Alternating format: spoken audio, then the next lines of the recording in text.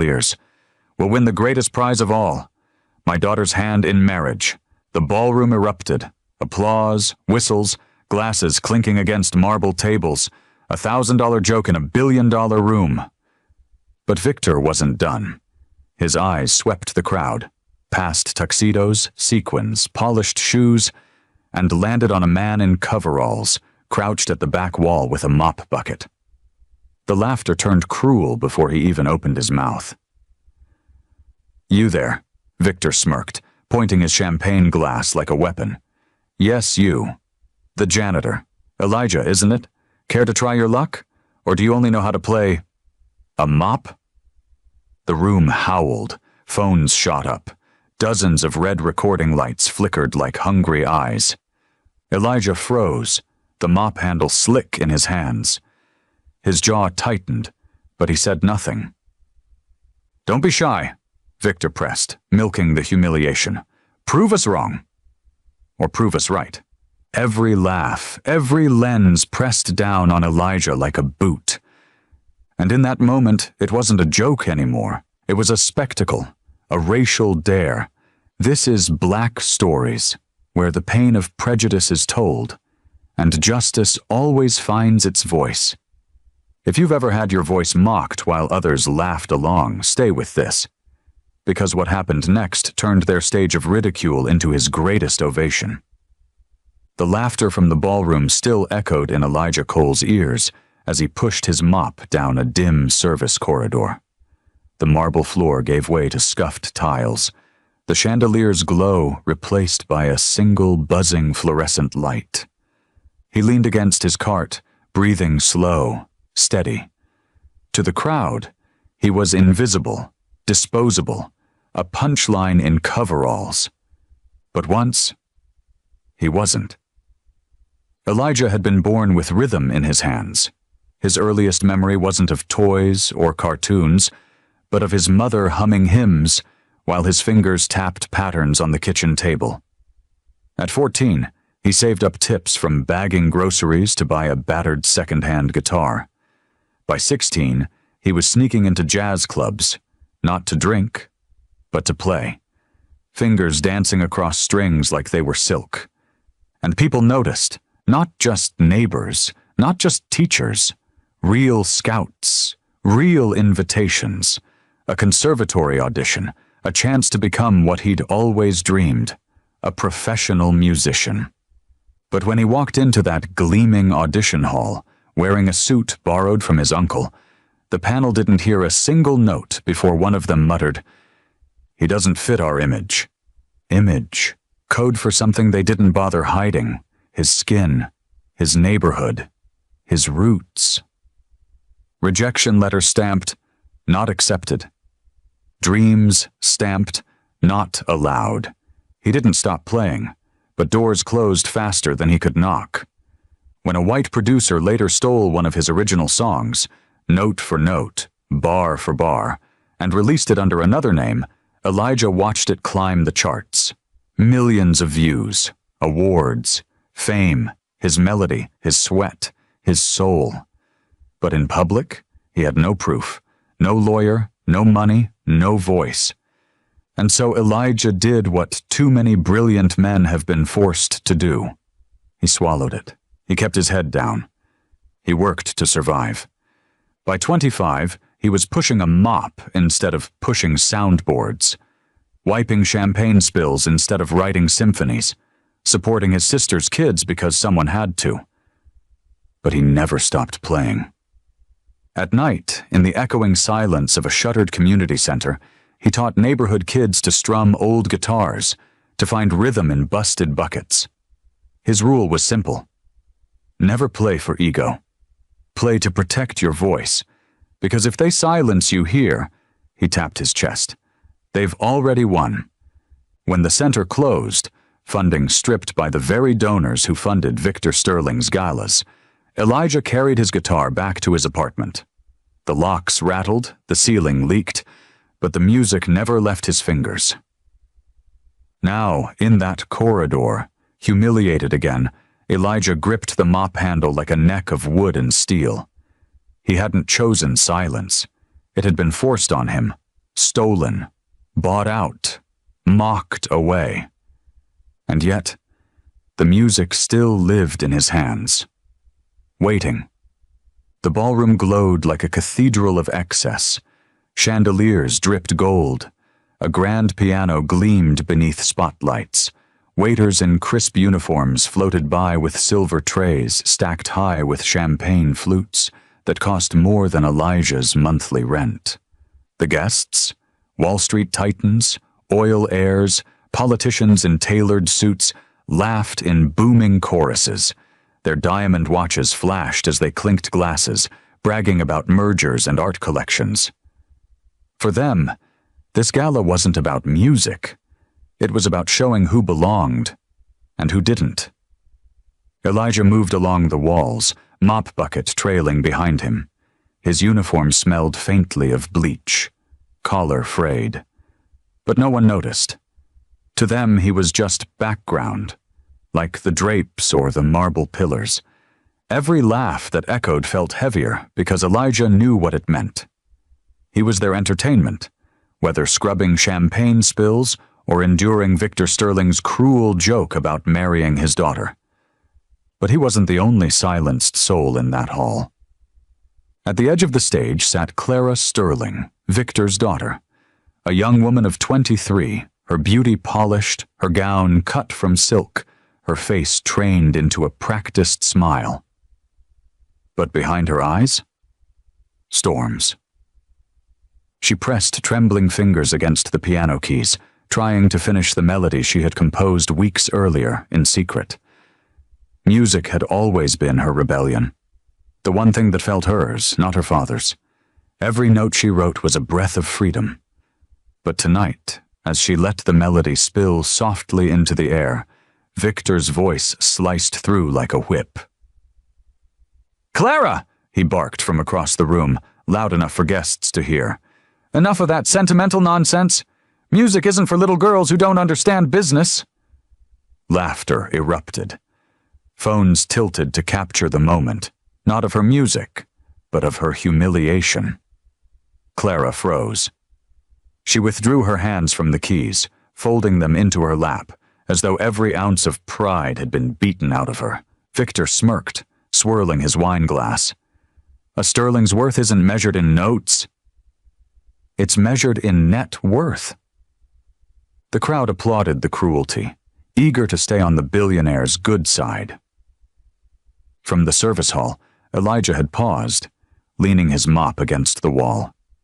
He had been cleaning near the practice rooms for months, and in those hours he'd memorized Clara's melody. Every rise, every fall, every hesitation of her fingers. It wasn't sentimental nonsense, it was soul. But like his, hers was buried under the weight of someone else's power. One worker in a uniform, one daughter in a gilded cage. Both silenced by Victor Sterling's shadow. The night rolled on, the cruelty louder than the string quartet in the corner. A drunk hedge fund manager sneered at the waitstaff. "Careful, don't drop the glasses. It's not like we need more charity cases here." Elijah clenched his jaw, scrubbing at an invisible stain. Clara blinked hard, staring at her folded hands, as though every day in her father's house was another reminder that even with all her wealth, she wasn't free. And the guests? They laughed. They thrived on it. Because at Sterling Foundation galas, privilege didn't whisper. It screamed. Two people carried music in their veins. But tonight, one wielded wealth like a weapon, and the other two were forced into silence. For now, it started small, a snicker in the corner, then louder still. Jason Miller, heir to a tech fortune and drunk on his own entitlement, spotted Elijah standing too close to the main floor with his mop. His grin stretched wide, sharp as a blade. "Careful not to stain the carpet with your skin, janitor," Jason said, loud enough for half the room to hear. Laughter rippled through the ballroom.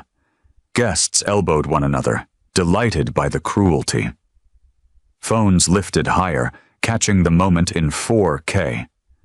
Elijah stiffened, hand tightening on the mop handle. He turned, intent on walking away. He'd done this 1,000 times. Swallow, leave, endure. But Jason stepped in front of him, blocking his path. "Not so fast," Jason sneered. "You heard my godfather, didn't you?" He gestured toward Victor Sterling, who was watching with a wine glass in hand, amused. "Whoever can play that guitar wins Clara's hand." "That's the deal." Victor chuckled, voice booming over the crowd. "Maybe the janitor wants to try his luck. What do you say, Mop Man? You think you can handle more than a broom?" The crowd erupted, cruel laughter, fingers pointed. Elijah froze. His chest burned with the weight of 1,000 nights spent invisible. And now, suddenly, he was center stage for all the wrong reasons. Jason leaned in closer, his breath thick with arrogance. "Come on, play for us. Or admit what we all know. You don't belong here." The room buzzed like a hive. Some guests chanted softly, rhythmically, "Play, play, play." The chant grew, louder, crueler. Phones zoomed in on Elijah's face. The janitor trapped under 1,000 unblinking eyes. Victor raised his glass higher, smirk curling at the edge of his lips. "Let's give him a chance, ladies and gentlemen. After all, it's not every day we get a free show from the help." The ballroom roared with approval. Some guests clapped, eager for the spectacle. Others leaned forward, their laughter dripping with malice. Clara sat frozen at the piano, her heart hammering. She wanted to speak, to shout that this was wrong. But her father's glare pinned her in silence. Her lips trembled, but no words came out. Jason grabbed the guitar from its velvet stand, the rare vintage instrument gleaming under the spotlight. He shoved it toward Elijah. "Go ahead, janitor," he taunted. "Show us how you sweep strings the way you sweep floors." The room exploded in laughter again. Glasses clinked, phones tilted closer. Elijah's throat tightened. Every instinct screamed to drop the mop, to walk away, to let the humiliation pass like every other time. But something was different tonight. Clara's eyes, wide, pleading, trapped, locked on his. And in that silent exchange, Elijah realized this wasn't just about him. This was about every time someone said he didn't belong, about every dream stolen, every stage denied, about every kid at his community center who believed, because of him, that music could save them. He reached out. His hand hovered over the guitar. The crowd leaned forward, breathless for disaster. Jason smirked. Victor chuckled. Phones shook in anticipation. And Elijah wrapped his fingers around the neck of the instrument. The room fell into a heavy silence. This wasn't supposed to happen. The janitor had taken the stage. The room pulsed with cruel laughter. Victor Sterling's booming voice carried over the chandeliers. "Go on, janitor. Strum us a tune. If you impress us, you can have the guitar. And my daughter." Before anyone else could laugh, Clara stood. Her hands trembled, but her voice cut through the noise. "I'm not a prize and my hand isn't a raffle. I'm a composer. Listen." The crowd shifted uncomfortably. Some smirked, others recorded. Victor's glare forced her back into her seat, but her words hung there, a thin crack in his power. Phones tilted higher, dozens of screens glowing, desperate to catch the fall. Someone even whispered, "This is going to be the clip of the year." Jason, the smug trust fund brat, cupped his hands like a megaphone. "Don't break it, Mop Man. It's worth more than your life." The crowd roared. Bets were being placed under the table. 50 says he can't play 3 notes. 100 says he doesn't even know how to hold it. Elijah's hands hovered above the strings. The laughter felt like a wall pressing in on him. His reflection stared back from the polished wood, a janitor's uniform against $1 million backdrop. For a heartbeat, he almost put the guitar back. But then, he strummed. One note. Pure. Clean. The sound cut through the chaos like lightning through a storm.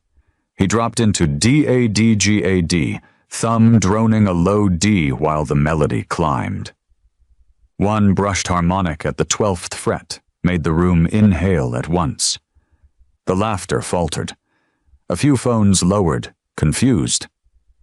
He didn't fumble. He didn't freeze. His fingers flowed with a confidence none of them had expected. And then the impossible happened. He began to play Clara's melody, soft at first, trembling like her own hidden voice. The exact composition she had played in secret, the one her father dismissed as sentimental. Her fork clattered to the floor, her eyes widened, shimmering. That's my song," she whispered, voice breaking.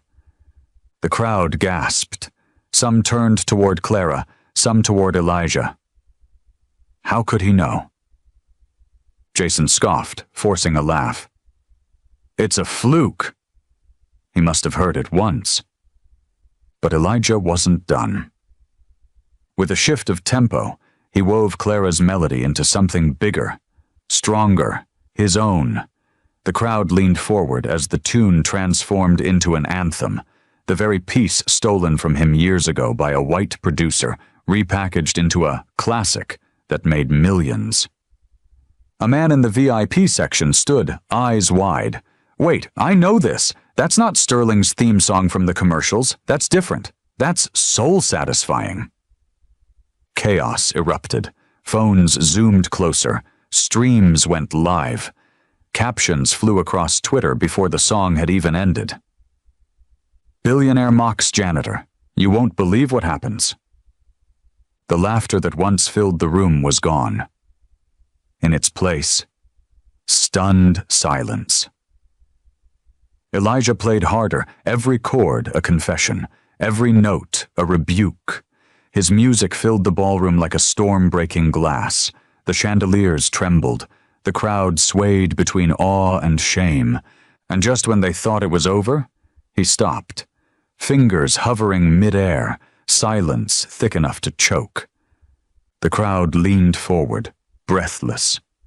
Then, one final strum, bending Clara's melody and his stolen song into a single, perfect ending.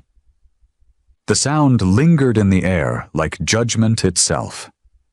When it faded, you could hear a pin drop. And for the first time in his life, Elijah Cole wasn't invisible. He owned the room. The guitar still rang in the air, but Elijah's mind drifted backward, not by choice, but because every note carried the weight of years. He was 17 again, standing in line at the city conservatory, portfolio in his hands, hope burning in his chest. The dean flipped through his compositions, his lips tight, his eyes colder than the marble walls. And then came the words Elijah never forgot. "Your talent is undeniable, but you're not the image we want representing us." A polite rejection, wrapped in the ugliness of prejudice, doors shut before he ever touched a stage. Then the community center. A broken-down gym turned into a makeshift dojo of music. Cracked mirrors, second-hand instruments, kids who showed up with nothing but hunger in their eyes. Elijah had taught them scales, chords, songs to carry them through nights the world forgot about them. For a while, it felt like redemption, until the funding dried up.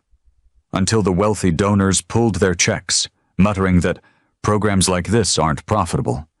And just like that, the music died, not for Elijah, but for the kids who needed it most. And then came the deepest cut. The night he turned on the TV and saw his own composition, his rhythm, his chords, his song, being played by another man. A white face, smiling under bright lights, selling out stadiums with music that wasn't his. The producer who had promised to help him get exposure, had taken everything, scrubbed his name, and left him with nothing but silence. But silence hadn't killed him. It had sharpened him. Because through all of it, Elijah never stopped playing. In the quiet of empty halls, in the echo of mop buckets, in the corners where no one cared to look, the music lived. And now, in this ballroom filled with wealth and arrogance, that music was no longer invisible. Every stolen dream, every locked door, every humiliation, it was all here, alive in his hands. Elijah Cole wasn't just playing notes. He was telling the story of a life they tried to erase. And tonight, the whole world would hear it. The final note trembled in the chandeliered air, echoing like a verdict that no one dared to speak. The ballroom was silent. Phones hung frozen, cameras capturing what no one could quite process. A janitor had just stolen the room. And then came the storm. Victor Sterling shoved past the stunned guests, his face crimson, his hand trembling not from age, but from rage. His voice cut through the silence like a whip. "Enough! Put that guitar down." His words cracked, not with command, but with desperation. He pointed a shaking finger at Elijah. "He's not a musician. He's a janitor. Do you understand? A janitor. This is mockery." His voice faltered as he searched for allies in the crowd. "Are we really going to let the help humiliate us in our own house?" But the crowd wasn't nodding anymore. They weren't laughing. They weren't even breathing. Their eyes had shifted, pulled toward Elijah's steady frame, toward the dignity in his silence. And then, like a spark across dry grass, it spread. A voice from the back. "He played it better than anyone here." Another, louder. That was her song, Clara's. Phones angled toward Victor, capturing his unraveling. Whispered words rippled through the room. Did he just expose him? This is bigger than a joke. That was stolen music, wasn't it? Clara Sterling rose from her seat, her hands trembling, her face pale but determined. She stepped forward, her voice clear enough to cut through her father's fury. "Stop, Father. Just stop." Victor froze, shocked that she had dared to speak against him. But Clara kept going, her words gaining strength. "You think he's just a janitor?" "You're wrong. He's the only true musician in this room brave enough to play truth." The crowd gasped. Some clapped. Some booed Victor. And suddenly, for the first time in his empire of control, Victor Sterling looked small. Elijah didn't gloat. He didn't smirk. He simply lowered the guitar, bowing his head with quiet dignity. His silence screamed louder than Victor's fury ever could. And the phones kept recording, every second, every crack in the billionaire's mask. The room was no longer laughing with Victor Sterling. It was judging him. By dawn, the gala wasn't a secret anymore. The clip had escaped the velvet curtains and the gold chandeliers. It had spilled into the streets, onto timelines, onto millions of screens. The caption on the first upload was simple. "Billionaire mocks black janitor. Watch how he answers with music." 43 seconds.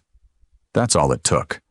By breakfast, it was everywhere. On Instagram, the video looped in slow motion, Elijah's hands gliding over the strings, Victor's face collapsing as silence swallowed the room.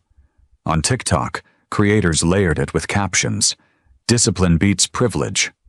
"When dignity plays louder than wealth." Hashtags surged. Hashtag Elijah Cole.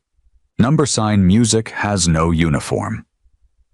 # discipline beats privilege. Comment sections erupted. This isn't just music. This is justice. Notice how he didn't even gloat? That's power. Victor Sterling tried to humiliate him, but he humiliated himself. But then, the twist that made the internet stop scrolling. Former students. Kids Elijah had taught years ago in the community center, their faces now older, their words heavy with gratitude. "That's our teacher. He gave me my first guitar. He saved me from the streets. That man is a legend. I'd have been dead if not for him." Thread after thread, post after post, Elijah's past, once erased, came roaring back. Pictures surfaced of the cracked dojo walls, of Elijah crouching beside kids with borrowed instruments, of smiles in places the world forgot. Even music critics chimed in. One tweet read, "Technique like that doesn't just appear. That's mastery. That's conservatory-level genius." Another, "Victor Sterling tried to own the stage. Elijah Cole is the stage. Sponsors saw it, too. Contracts with Sterling Holdings wavered. One luxury brand announced within hours, 'We do not condone racism disguised as humor. Effective immediately, our partnership with Victor Sterling is under review.' And then came Clara. From her verified account, she posted a single photo. Elijah holding the guitar, her eyes locked on him in awe. The caption, "The man you mocked is the reason I still believe in music." It broke the internet. Millions of likes. Headlines spun, "Heiress defies billionaire father." Janitor turns gala into revolution. And in his penthouse, Victor Sterling stared at the screens, his empire shrinking in real time. For decades, his wealth had insulated him. But this time, no dollar could silence the truth. Elijah Cole was no longer invisible. He was trending. He was remembered. He was undeniable. The janitor had become the headline. Weeks later, the gala hall opened its doors again. But it wasn't the same glittering shrine of privilege. The chandeliers still hung, the stage still gleamed, but the faces filling the seats were different. No diamond necklaces, no champagne glasses, no billionaires boasting of mergers. This time the room was filled with families. Students, nurses still in scrubs, workers who came straight from their shifts. And at the center of it all, kids. Dozens of them, holding cheap recorders, hand-me-down violins, and borrowed guitars. On the stage stood Clara Sterling. No longer just the billionaire's daughter. Now, the young woman who had chosen truth over silence. Her voice carried strong, even as her father sat stiff in the front row, his empire crumbling under the weight of shame. "Tonight," she said, "we honor a man who taught us that music isn't privilege, it's power. Not a janitor, not a joke, a teacher, a master, a musician." Applause thundered, not polite, not rehearsed, real. And then Elijah stepped forward, not in his uniform, not with a mop, just in a plain shirt, guitar resting in his hands. His fingers brushed the strings, and for a moment the room went silent. He didn't play for applause. He didn't play to prove anyone wrong. He played for the children sitting cross-legged at the edge of the stage, their eyes wide with hope. He played for every dream that had been mocked, stolen, or silenced. And the sound wasn't just music. It was dignity. It was survival. It was victory. Cameras flashed. Phones recorded. But for once, Elijah wasn't trending because of humiliation. He was trending because the world finally saw him. Victor Sterling? He sat hunched, smaller than he had ever been, forced by his own board and shareholders to face what he'd done. On live television days earlier, he had muttered the words no one thought possible. "I mocked a man whose dignity dwarfs my wealth. I am ashamed." But Elijah didn't gloat. He never did. As the final notes faded, he bowed his head and spoke softly into the microphone. "Music isn't mine, it's ours, and no amount of power can silence it." The crowd erupted. Kids ran forward, their instruments clutched tight, reaching for him like he was proof that they belonged too. And at the back of the hall, Rochelle Cole, Elijah's mother, wiped a tear from her cheek. She whispered to herself, to the son who had carried the burden of erasure, and turned it into a song. You gave it back. You gave us all back our music. The janitor had become the leader. The hall that once laughed at him now stood in ovation. And the world? The world had learned the same lesson Elijah carried in silence for decades. Brilliance has no uniform, and arrogance has no song. This is Black Stories. If this story moved you, like this video, subscribe and share it, because silence only protects bullies. But when truth plays loud enough,